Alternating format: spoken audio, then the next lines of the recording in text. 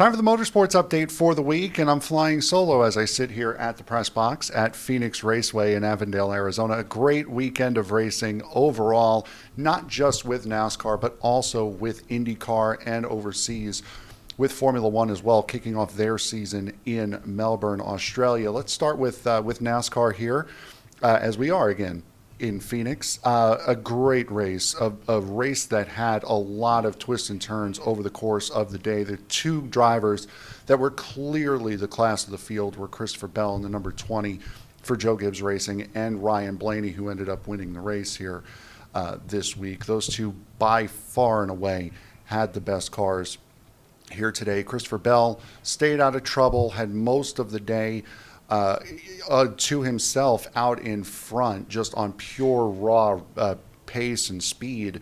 Ryan Blaney, though, had to overcome a lot of obstacles, had a couple of loose wheels, not once, but twice had a loose wheel. Left front the first time, a left rear the second time, had to come from the back of the field twice, ended up passing 49 cars, which is by far and away more than any other driver was able to pass over the course of the race.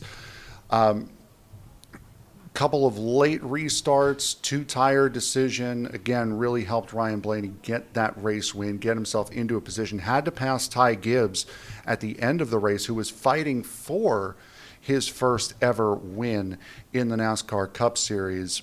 Unfortunately for Ty, came up just a little bit short. He's going to end up getting fourth place today. Christopher Bell, who took four tires on the last pit stop with about 20-25 to go, made the same mistake, you could say, that Denny Hamlin made come the end of the season last year here at Phoenix, that ended up losing him a championship.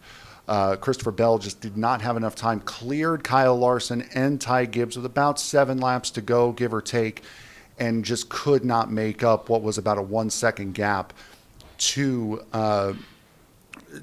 Ryan Blaney in order to get the race win. Tyler Reddick, who was going for 4 for 4 this year to start off, unfortunately did not have that go well for him. He never really had it today. He had a good car in the first stage, finished, I believe it was third, if I remember correctly, in the first stage, but just did not have it the rest of the day. He ended up finishing 8th. His 2311 teammate Bubba Wallace comes home in 6th.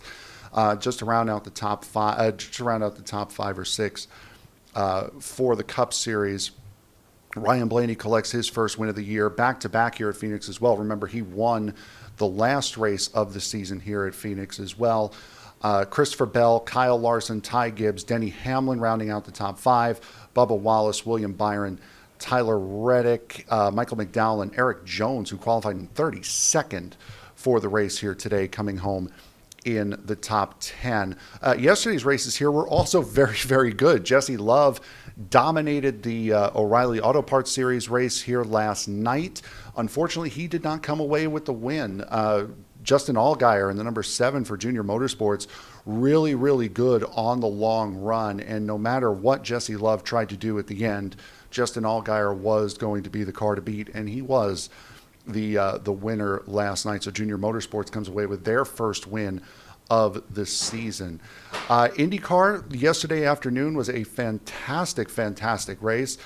David Malukas started on pole in the number 12 for Penske, led the first 73 laps. Unfortunately, wasn't able to lead the rest of the way. After the first round of pit cycles, went through.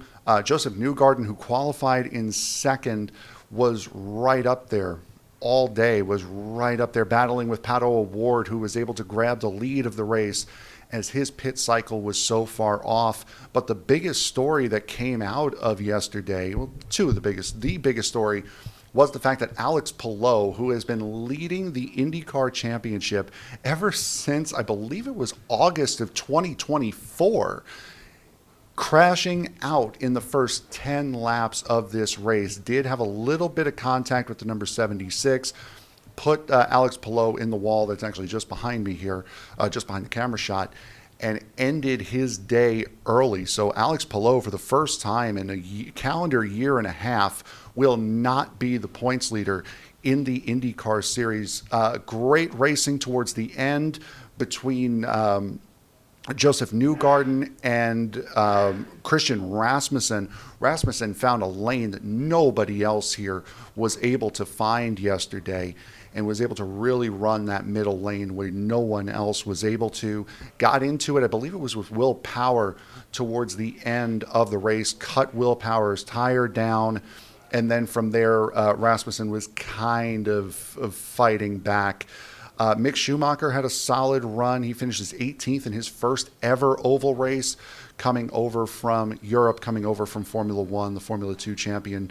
Found it quite interesting a couple of times here yesterday. And speaking of Formula One, we'll go to Australia as George Russell and Kimi Antonelli, who started 1 and 2 in the Australian Grand Prix, did not have the greatest of starts. George Russell lost the race lead to Charles Leclerc at the start, but with the talk of how much extra power the Mercedes has compared to everyone else, and of course Ferrari pit strategy, was able to make up the difference for both Russell and for Antonelli, as those two would finish 1 and 2 in the season opening round.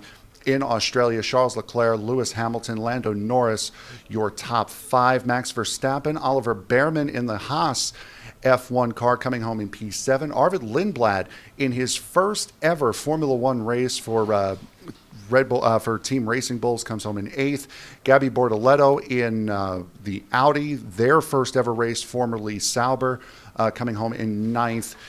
Pierre Gasly coming home in 10th. As for the 2 Cadillacs, the 2 brand new cars to the grid, Sergio Perez finishing last, 3 laps down, finishing 16th of the cars that did actually finish the race.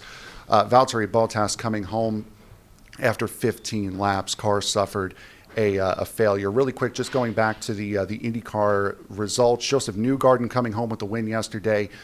Kyle Kirkwood, David Malukas, Pato O'Ward, Marcus Armstrong coming home in the top 5. Alexander Rossi, Scott Dixon, Scott McLaughlin, Graham Rahal, and Kiffin Simpson coming home in the top 10. So that will do it for this week's NASCAR and Motorsports Update.